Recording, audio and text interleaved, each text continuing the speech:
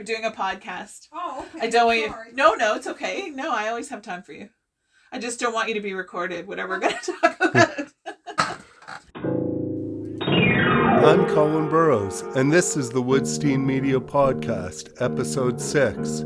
This podcast and Woodstein Media are produced on the lands of the Mississaugas of the Credit First Nation, Anishinaabe, and Odawa peoples. This episode features a conversation with Andrea Charest, Executive Director of It Takes a Village in Listowel, Ontario. It Takes a Village is a people-oriented, money-free shop and social initiative offering community members support with food security, access to resources, and assistance navigating systems such as court appointments, housing, and government support, with a focus on being a welcoming and inclusive place to belong.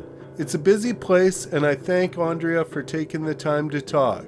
As far as music in this episode goes, I am opening it up with a cover of Billy Bragg's Not Everything That Counts Can Be Counted by McGarry. It's available on the Declare and Protest compilation released by the Subsounds Music Collective. For more information, visit subsoundsdc.bandcamp.com. This podcast and Woodstein Media are independently produced journalism that you can support by becoming a patron at Patreon or by donating through PayPal at woodstein.ca. That's WOOD-STEIN.ca. Thanks for your interest and support. If you enjoy this podcast, you can support it by listening to more episodes on most streaming platforms. And please feel free to like them, share them, subscribe, or review them. Thanks for listening.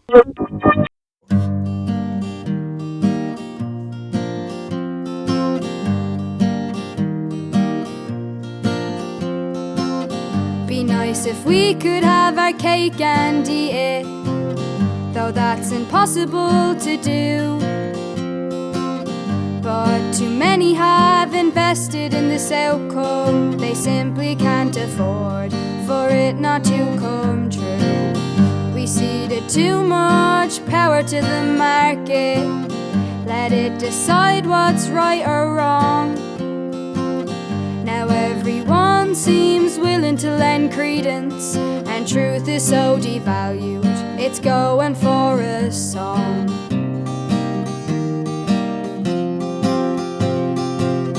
Not everything that counts can be counted. Who holds the markets to account? Not everything that counts can be counted. Not everything that can be counted counts. People have had enough of experts and their inconvenient facts. Here's what the media really won't tell you, exactly who it is that's taking control back. All opinions are equal in the free market of ideas, and truth is nothing more than an opinion that's garnered the most likes, provoked the loudest cheers. Not everything that counts can be counted. Who holds the market to account? Not everything that counts can be counted. Not everything that can be counted counts. There isn't really any room for dreamers. If you have principles, that's nice. The market isn't interested in values, except for those it can define as price. All bow to the power of the market till it throws up a different face. If you're not white or male or compliant, this system is designed to keep you in your place.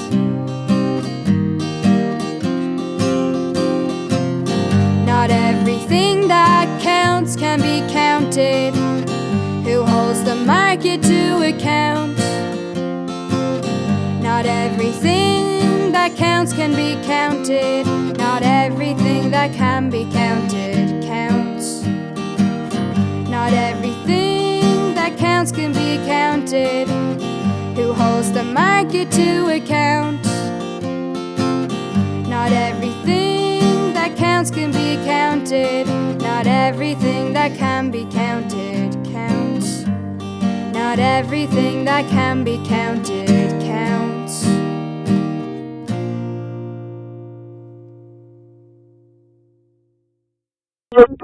I want you to start at the beginning. What motivated you to start it in the first place? Sure. So I am not, I wasn't born and raised in this area. I was, grew up sort of around Kitchener-Waterloo and met someone, and we moved out here to raise a family who was from here. And so being in Kitchener-Waterloo, there were just so many more resources. The diversity was much more evident. Well, it was a beautiful melting pot of all different kinds of folks. And at the time, I lived in a co-op off of the campus of University of Waterloo, and it was a very progressive, forward-thinking, welcoming kind of place. And I moved out here, and I felt like, you know, if I would create an image so you could understand what I felt like when the Roadrunner on cartoons is like his feet are turning and then all of a sudden he skids to a stop. That's what I felt like when I came out here. It just kind of blew my mind because it was, and it was relatively unspoken, so it was really an interpretation on my part, but it was as though there was this magical imaginary fence around Listowel and nothing, no social concerns, no different sexual orientations, no diversity, no ethnicity seemed to permeate that fence, and it kind of blew my mind. So one day I was walking with my kids and they were all little, and it was one of those times as a parent when, you know, you're just grateful you get out of the house unscathed. And I saw this woman and she was walking and she had on a backpack, you know, and it was a well-worn backpack, and it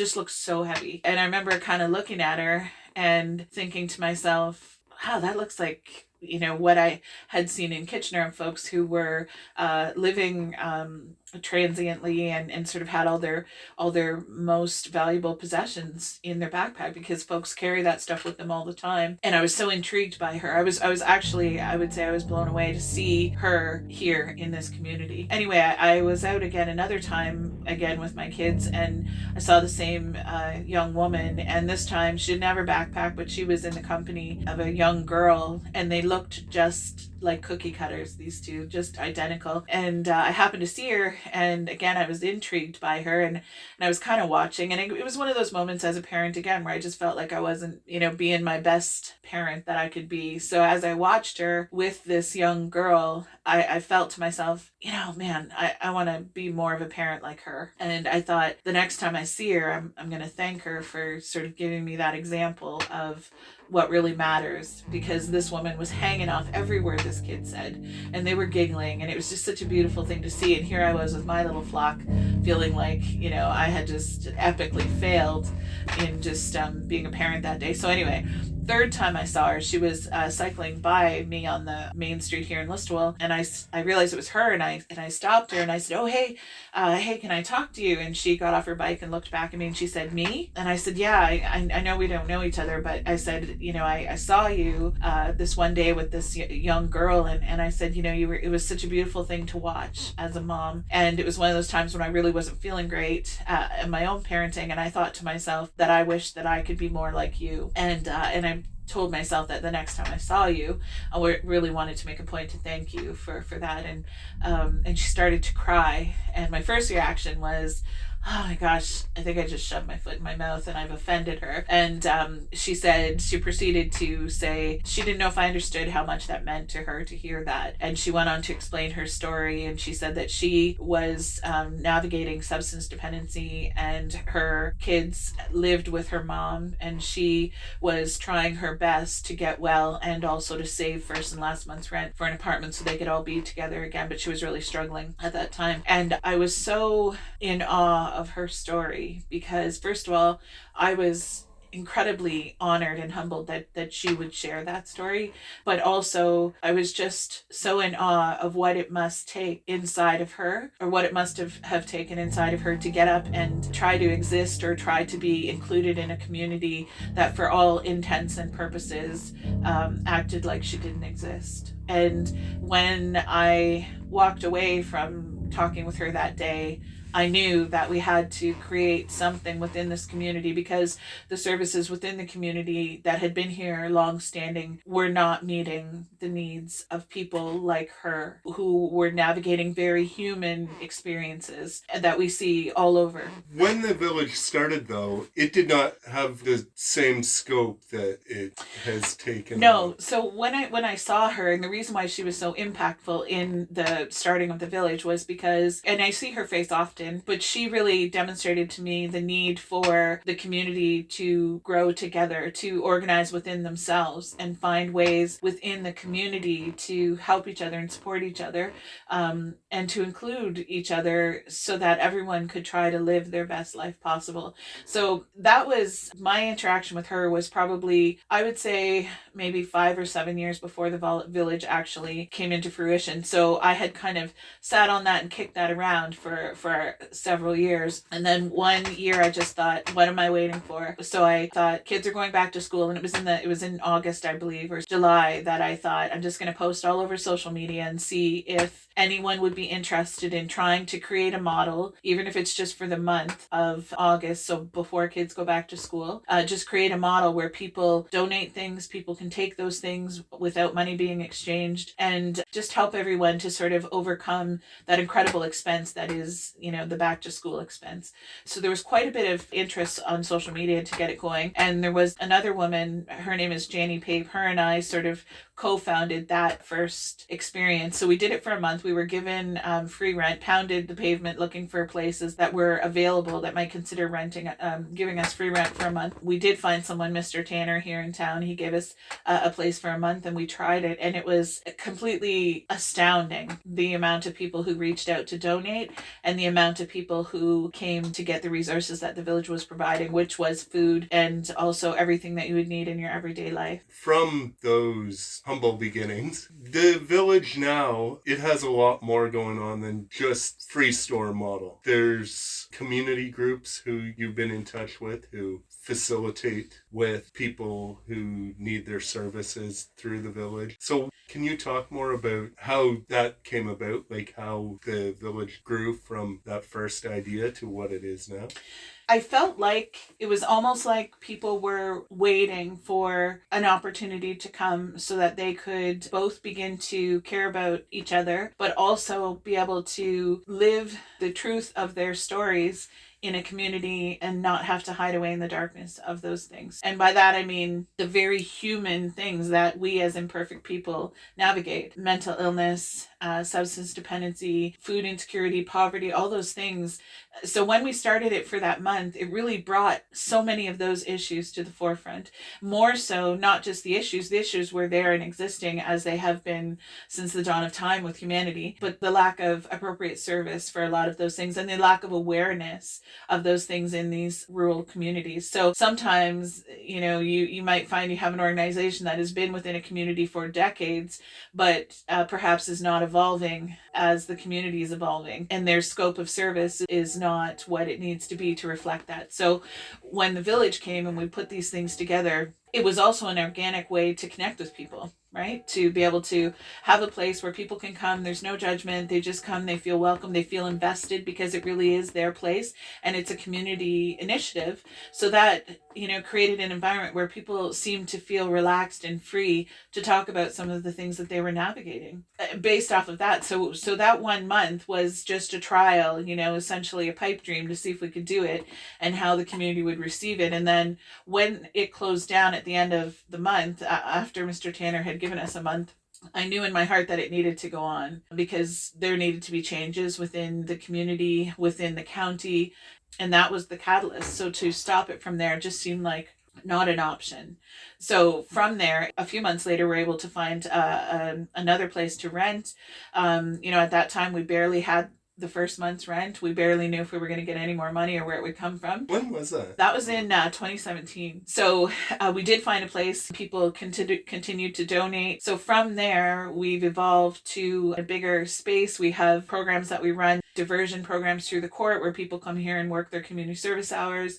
We have organizations that help people with community withdrawal or substance dependency management come in. We connect with a lot of different resources like that in a place that is where people are comfortable and feel free to come. So we really have grown quite a bit, and 100% it's the community that has grown it and the volunteer team. We have over 30 volunteers here. So it's a pretty amazing ride. On that, working with other community organizations, first of all, I sometimes hear that the village kind of works against some of those, but that hasn't really been what I've seen. The number one being Salvation Army, but I've seen you direct people towards the Salvation Army. What do you say to people who say you're working against some of the others?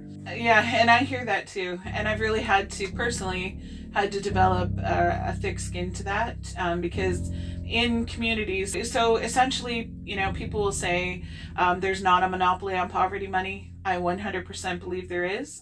It's very much like a business. How you run your business, the money you spend on your advertising campaigns and those kinds of things, the top-heavy bureaucratic structure of your organization. A lot of the money that's out there to assist people with issues that they're going through goes to a lot of those things, in my humble opinion.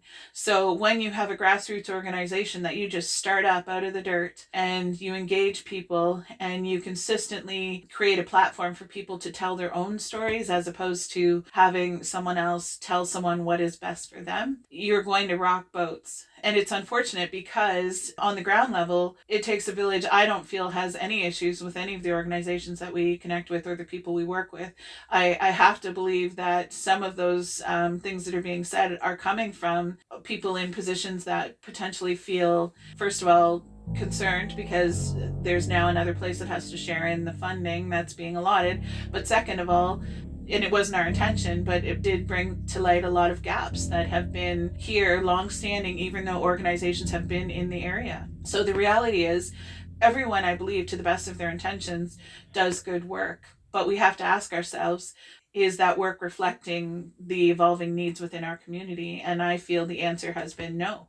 So, to bring light and say, okay, well, people are saying they need this. People are saying they go away to incarceration, they come back, there's nothing here for them to support them. How can we ask people to be successful when we just refuse to even have a conversation of what they need out here to be able to be successful in these communities? And it's interesting because there's also the pushback of, an organization like the Village is bringing these issues to the community because we had the courage to bring light to the issues that were happening. The reality is folks want to stay in the communities where they're familiar, where their people are that they love. So as it sits, and it's getting a little better marginally, but as it sits, people have to leave the area to get help and to get treatment and to get things that will help them be stronger and essentially make a stronger community. So, all of the negative comments and the things that are said, and there's a lot out there, you have to be a strong person to navigate creating something like this independently. But I believe a lot of that negativity comes from just being, the new kid on the block and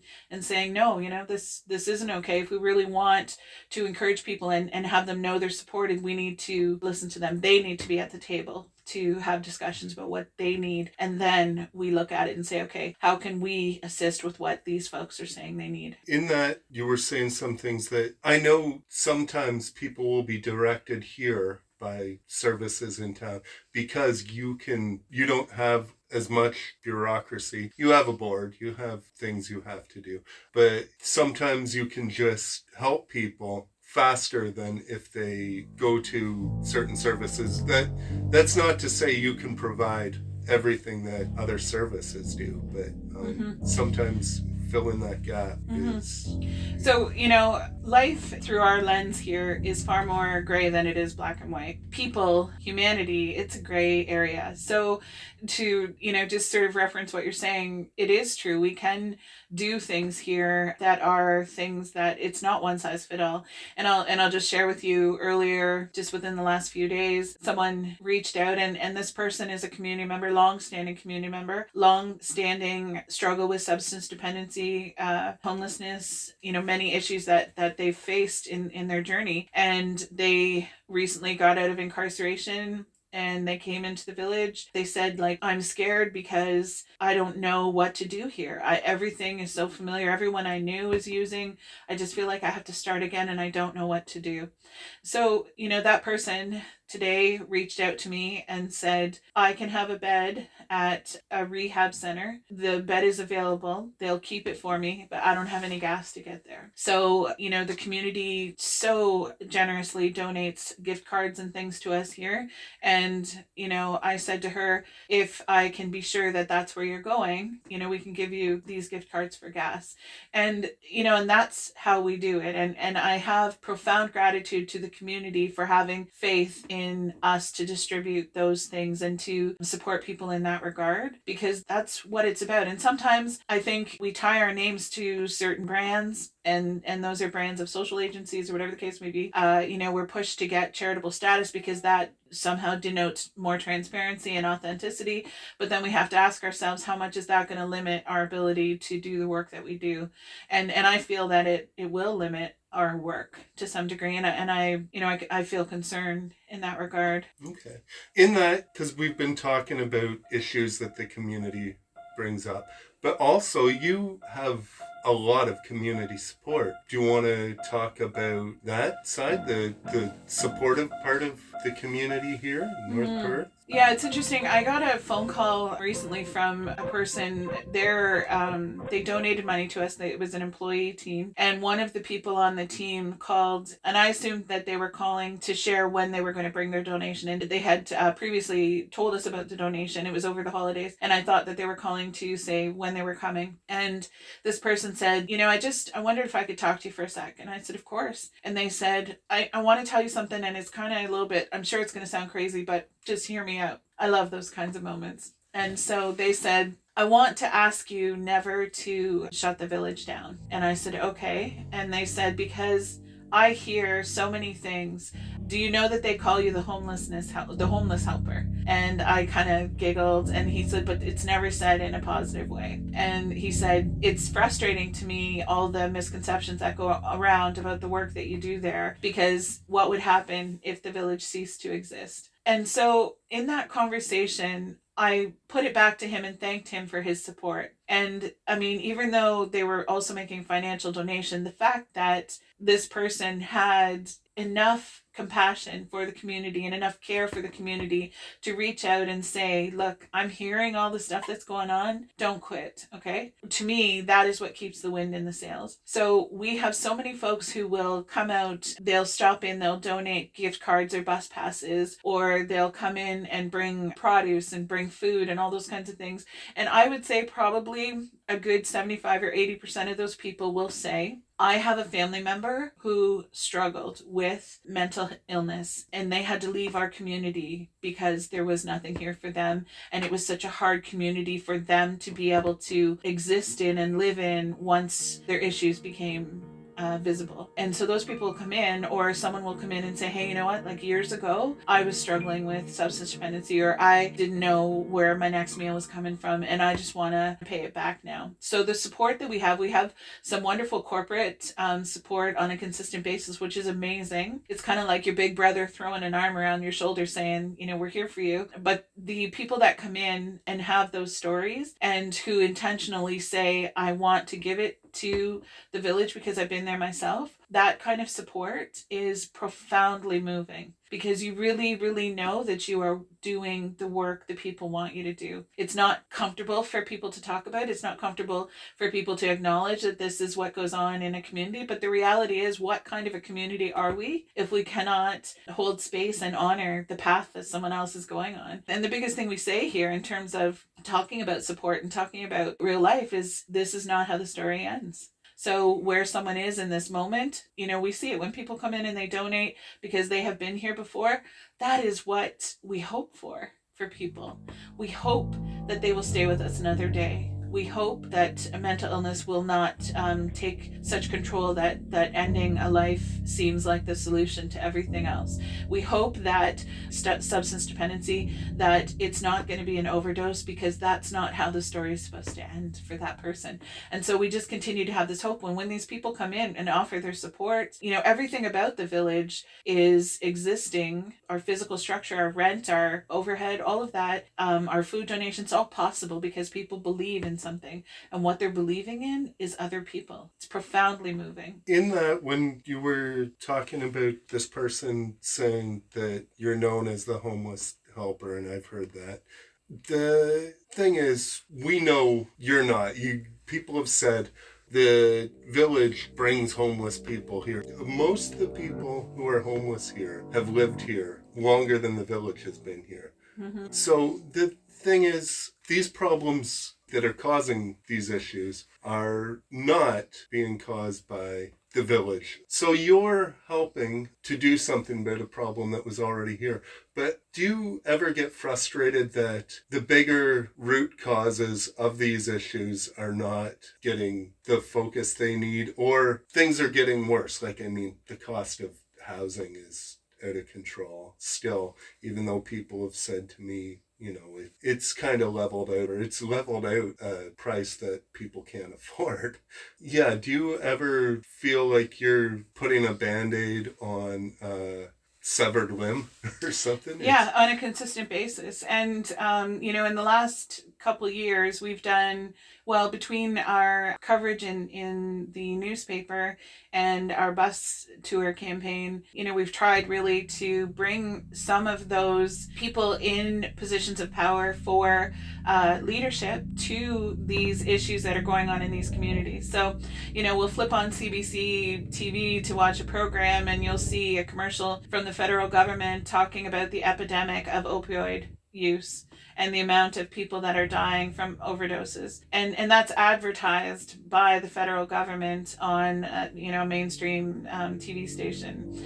Yet in our own communities, we have difficulty to honestly and authentically acknowledge people are struggling with those things. It would be great if morality didn't enter the conversation with a lot of these concerns, but it really does, right? You're struggling with these concerns, and you are a bad person because you are struggling with those things. And one of the things that really inspires me the most, and also hurts me the most as well, on the other side of the coin, is the amount of people who have family members, who have loved ones, who personally have had these experiences, and who have had to sit in shame and sit in darkness to navigate this stuff. So, if you love someone who has done a crime, or very publicly has struggled with mental illness, or very publicly has struggled with substance dependency, if you love that person, that's somehow not acceptable in the eyes of some people. So we raise our children, and we look at our children with the most hope and the beautiful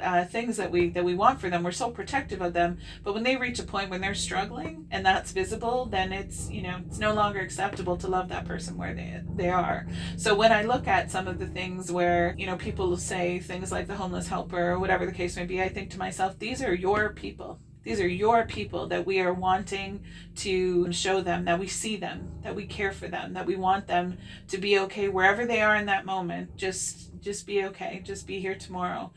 So I find it's a relatively painful and hypocritical thing to sit back and observe when, in other areas, and as I said, the federal government itself is putting so much money into programs on broader levels to assist people. But here in our community, it's not even a conversation we can have. That needs to come from leadership, in my opinion. We need to have leaders who understand the honor of being elected into those positions, and they need to have the courage to have these conversations and help people to understand that these struggles are human and that they need to be supported, and the resources need to come to these communities. Especially when you were talking about substance dependency there, that's one place where that is really apparent.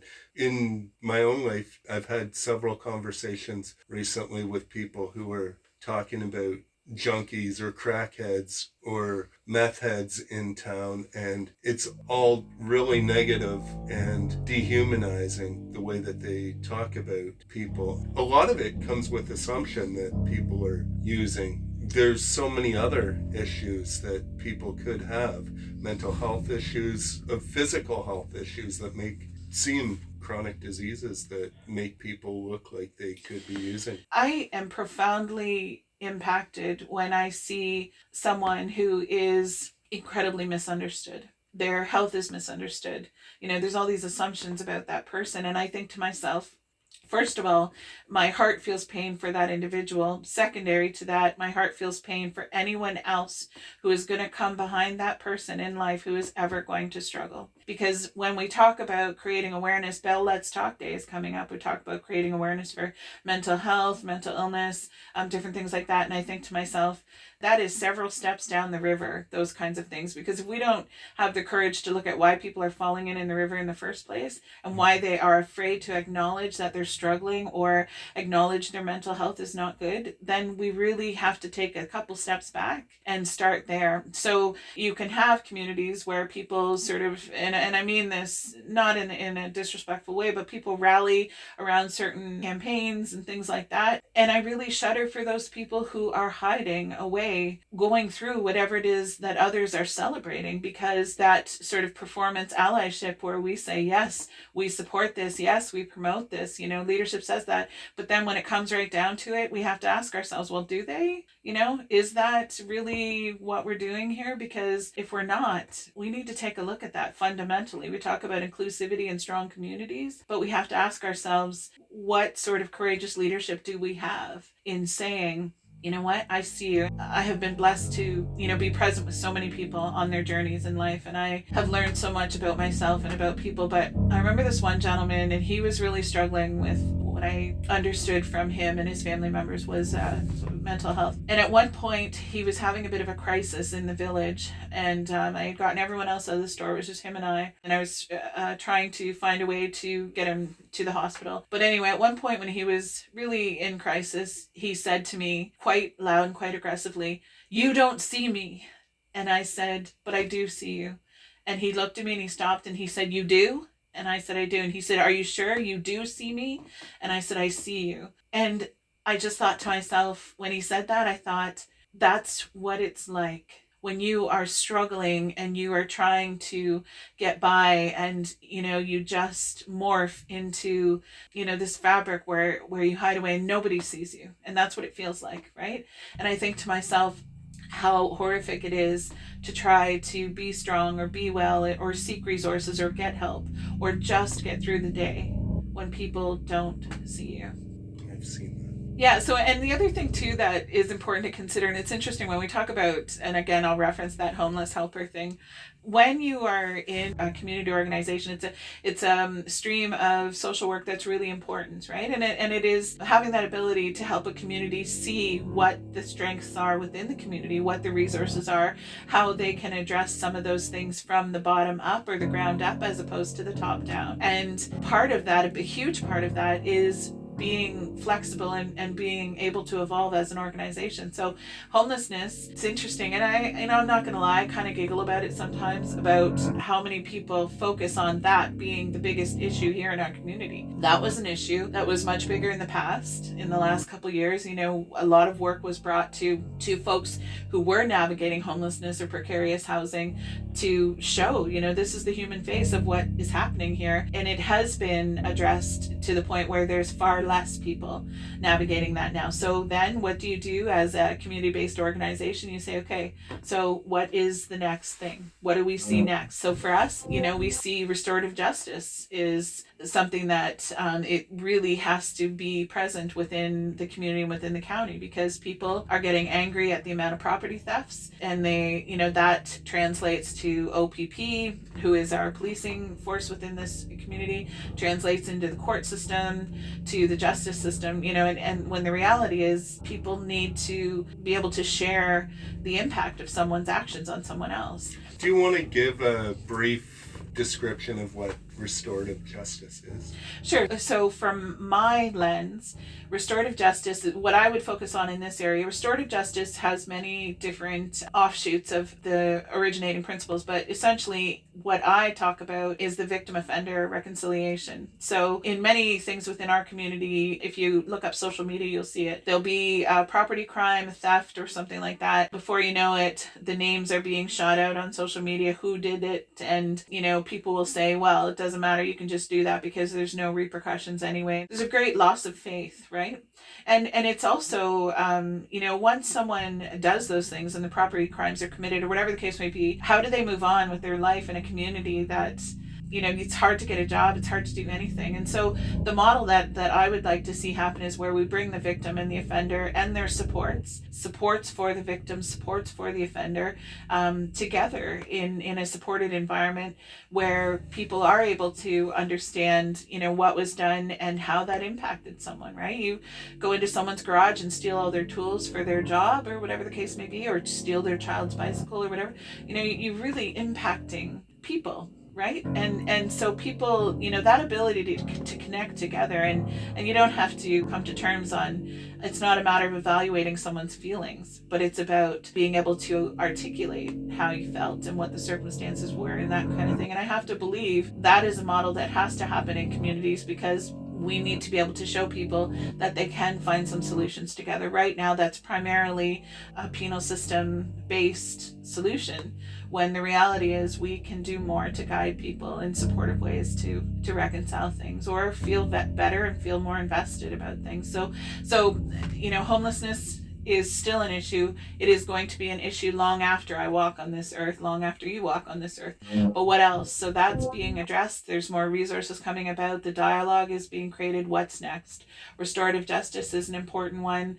I also would like to see an opportunity for people who have gone through different concerns that they have struggled with to be able to be employed in supportive environments that are familiar with people who might have some struggles outside the gates, so getting to places on time, being responsible, different things where people can develop skills. So like a cafe where people, work in this cafe one day a week, and from that they're learning, by example, food safety skills. They're learning how to relate to the community. They're learning how to be dependable, how to come across conflict resolution, those kinds of things. Because oftentimes what I hear from people when they go away for rehab or incarceration or different things that take people out of the community, they come back, and as we touched on, they say there's nothing out here for us. So we have so many opportunities to strengthen our communities and to help people live their best life and to create equity and social justice. We just need to be willing to have the courage to have those conversations, and also have the courage and the humility to understand that if we haven't walked those paths, we maybe don't have all the answers. There's just something I'm thinking of. It may not take the form of a question, but it goes back to substance use and the morality that you brought up earlier. Because I'm thinking about overdoses and how a lot of the time it's just that the drugs are adulterated. They're not clean. We just talk about it like drug users, they're bad. We shouldn't be trying to help them do what they're doing. But some people, because they have other issues that we're not solving for them, we're not making certain social issues any better, so people are using drugs as a result. So what I'm thinking about right now is other options like a clean supply. I know there's a group working in Waterloo region trying to push ideas like that. Is there talk that you've heard of here, have people brought up, more than just being able to get clean gear or whatever? Like I know that's available and that's good. Yeah, so anecdotally, I have heard people talk about clean injection sites and places where you can go and test your drugs, and even the kits, making the kits accessible where you can test your drugs as well. I personally have not heard those conversations from organizations or people in places of leadership. And it's not, I don't think that I'm not hearing it because people are not wanting it or not thinking of it. I honestly feel that breaking ground in those areas, in these communities, is really, really, really difficult to do. And when we talk about the morality component of it, families, like we touched on, you have your people and you love your people. Sometimes, your people break your heart, and you have to create these boundaries and make some degrees of separation so that you can be okay as well. And I think we don't stress that enough to people, that those boundaries that someone has to make when their person is struggling with some of those things. And I realize I'm getting off topic, but we need to be able to support people in that as well, in making those boundaries. And then on the flip side, those of us in leadership or in positions of providing resources and educating the community have to not give up the fight to have those things come into these communities, because things are not going away, and the simple fact of not talking about them or being afraid of them, that's not going to make a problem go away. Being able to talk about it. And so that there is an organization here in the community that has supported housing. And, I remember when that started to come about, there was so much opposition to that, what it would bring to the community, that sort of thing. We have brought light to the homelessness issue, and now we are, strapped with that issue of how we're bringing homelessness to town. We talk about clean injection sites and resources for people to be safe and be healthy while they navigate things. And again, that's a really big thing where I feel it's going to be derogatory in the sense that that's going to bring the drugs to town in establishing one of those. And I know I just got off the topic because as I was talking to you, I started to think about something else. So wait a second. I just want. Did you say that you believe that would bring the drugs? No, to town? no. Okay, Are you kidding? No way. I just misunderstood you. No, what I feel like is that that's going to be the assumption. Yeah. So okay. and I'm just trying not to bring up names because I don't want it to get off kilter. But for example, Choices for Change and Resilience, based out of Stratford or Seaforth, they're doing really amazing work with that, right? And those are organizations, and the Village, the Tanner Steffler Foundation, based out of Huron County, like these are all organizations that have the capability to have those conversations and to advocate for those things. But that resistance to bring that out to these communities is so hard to move past. Kitchener is a very progressive, huge community, and if they're just breaking ground on stuff like that now, that's not to say we can't keep fighting and keep advocating for those things, because they're important, and that's what saves lives. It's just that in these communities, you just don't understand the difficulty in those things. And when we talk about leadership and conversations, we have municipal leaders, we have church leaders, we have schools and teachers and educators. We have so many people in position of leadership. Imagine the world if we all engaged in the same forward-thinking conversation. That would be incredibly powerful. But, it's not a realistic goal, obviously.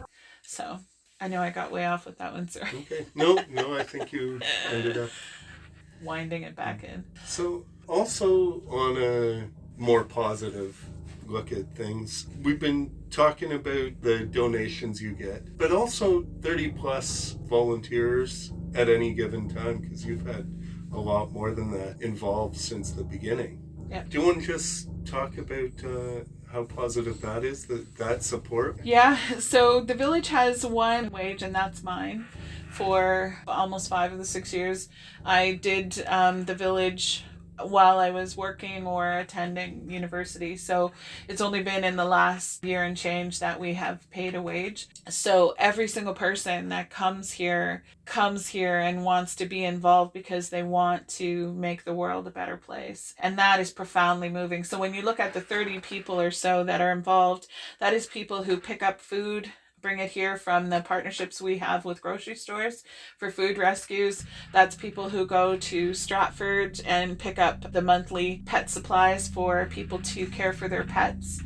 Because that food and those supplies are very expensive. So when you look at the grand scheme of all of the things that we do, there's so many people who come here, they just show up for each other. And that's a profoundly moving thing. And, I feel so protective of the volunteers too, because they come and they do this amazing work, and they're just such, lovely, gorgeous people. And I want them to be celebrated for that, because they have the faith in the Village. They have the faith in what it does. They see it on a consistent basis because they connect with people on a consistent basis, right?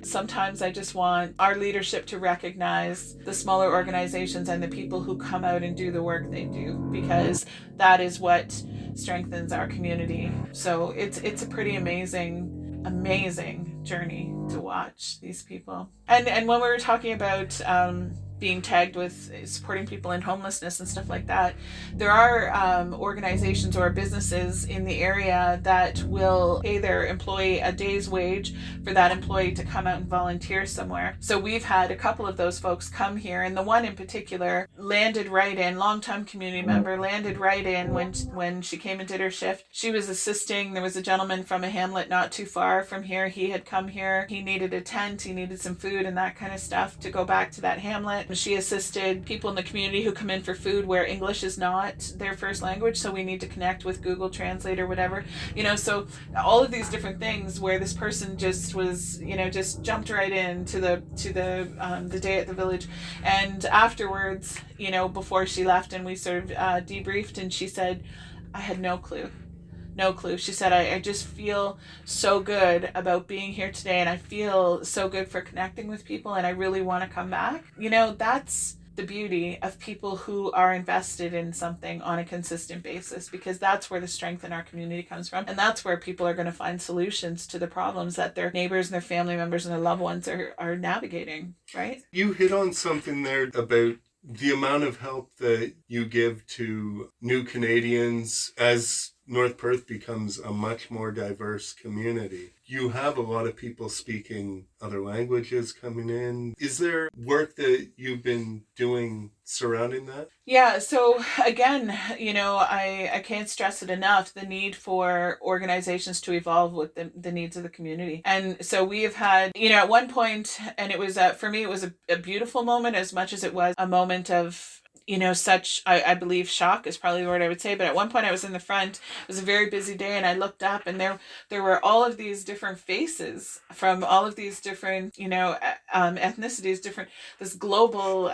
patronage on that particular day. And I remember looking up thinking, wow, it was beautiful, but it was always like, we need to evolve to be able to understand what the needs are that these folks, so whether there is an incentive for businesses to bring people to the community to employ or whatever the case may be, but that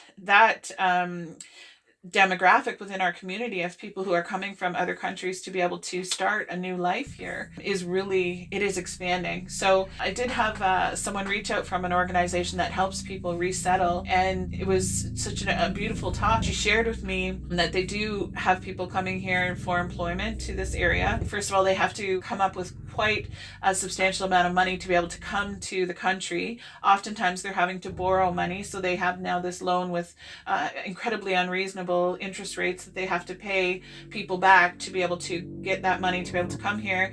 And then they come here, oftentimes the jobs are minimum wage jobs. They have to pay rent to be here as well, and they have to repay their loan, plus they have to get their groceries and everything else we would need to survive. She said, I've heard about the village and I want to be able to bring people there, but they are embarrassed. They feel a little bit of a sense of shame because they've come here and now they're going to have to, so we were really strategizing on ways that we can create, support and empowerment and dignity, which is what the village is trying to be about, for folks to be able to come here and be included, not just come here and access the services, but be part of the village, be part of the team, educate us on what we need to do. So just recently we've put a call out on our page for our goal is, whether we can reach it or not, 30 bags of basmati rice and 30 bags of lentils. Because this is, the diet that these folks would mainly exist on. And then that is, again, an educational piece for us, because I see what our food bank is lacking. So, for here, most food banks don't have a high quantity of halal things, don't have a lot of things that people with different ethnicities would have in their diversity of their kitchens, right? So that's another way that we're trying to be able to assist the community in that regard. So it's always about evolving. What is the need? Okay, so this, we've kind of, we've set some bones in place for this. We've gotten this rolling. What do we need to look at now? So when I see these folks who have the courage and the determination to come here to want for a better life, and they come and they're trying their best, I am in awe of that. And we need to, as a community, we talk about welcoming people, we talk about inclusivity, but is that the case? Because sometimes we'll chat with people and they are afraid to be in the community. They feel that bias, they feel that racism, they feel those things. And then on top of that, they're nervous to reach out to organizations that can support them the embarrassment of having to ask for help. Conversations I hear around town about certain areas of the town, like in the South End, there's some nicknames. It's just awful. And you can tell the people saying them, they grew up here, they don't have much experience outside of here, and they're not really experiencing what new people have to offer. They're kind of limiting. They're living in a smaller part of Listowel than they used to because they won't participate with new people. It's weird and strange and sad to me. So. Well, we had a market in the summer. We did our first community access market in the summer.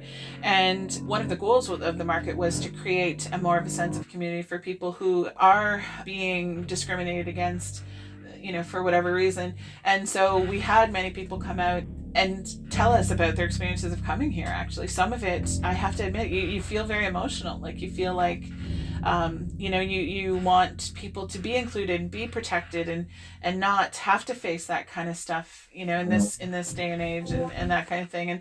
And then you learn about the wealth of their knowledge, their journey, what things were like, what prompted them to come here, what was scary, what was amazing, how do you cook this particular vegetable, those kinds of things. And it's an exciting melting pot of getting to know each other. But again, that has to be modeled on all levels of leadership within a community. Yeah, it's a beautiful thing, and I just feel so much gratitude for the opportunity to be in this journey of the village, because it's just as beautiful as you're going to make it. That's the reality of life. I'll ask you if there's anything you would want in there that we haven't talked about yet. I think the one thing that I would touch on is the amount of people who reach out to ask us at the village to mentor them on creating similar models within their own communities. It's interesting because the village is for the most part, moneyless endeavor. We do ask money for things that are very high end. That money helps us to purchase things for our food bank and that sort of thing. But between that and our food pantry system and those kinds of things, we have so many other communities reaching out saying, can you come and help us to start this up here? Do you feel this would be a reasonable place to do this? How do we do that? And so the tide is changing, where people really want to have grassroots organizations from the bottom up that do impact change. And I feel, sometimes I just really feel that people seem tired. It's tedious to continue to donate to organizations where it's from the top down. And I am grateful that people feel empowered that they can impact these changes, because there's huge force of, strength to be able to see people come together and create something that they're all invested in. And I'm honored when people reach out and ask us to help them. We are not in a position yet from a structural perspective to be able to go off and do that in terms of policies and procedures and stuff like that. We don't have those bones quite honed enough to be able to go and offer that as a similar franchise type of an idea for someone else to get up and going. But the conversations of people who are wanting to make change is really amazing. Okay. That was one of the last things I was going to ask you, because you had told me before that you had saw it as something that you hoped would start up in other communities and spread like not a nasty virus, a good virus. A non-pandemic virus. Yes. I want to say thank you for having me, because your good work consistently keeps those conversations going.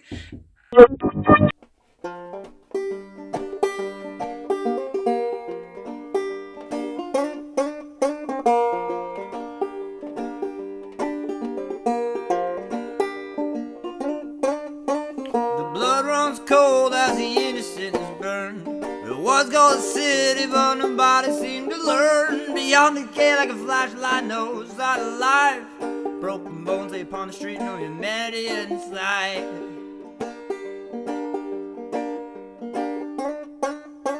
Oh, shadows and hauntings travel through the wind. The odds are broken down, only city has no end. The judgment day has come and gone like time and time again. Like a paper fractured wound, still too heavy to mend.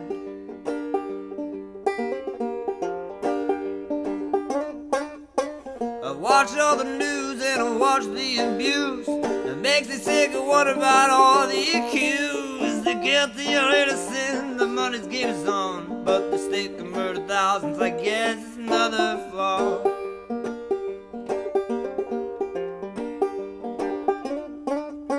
Depleting, starving from a million wage wars. Never be a winner when violence only asks for more. A billion more spent, 1,000 more deaths. A billion more spent, 1,000 more deaths.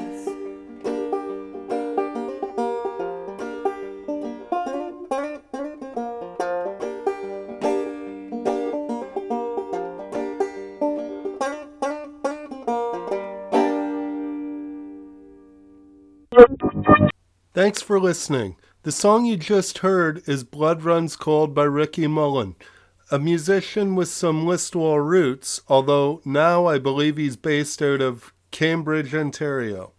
Check the description wherever you are listening to this for links to more information, or visit woodstein.ca. That's WOOD-STEIN.ca. You can support this podcast by becoming a patron at patreon.com/Colin Burrows. Like, share, comment, follow, and support Woodstein Media and this podcast, and have a wonderful day.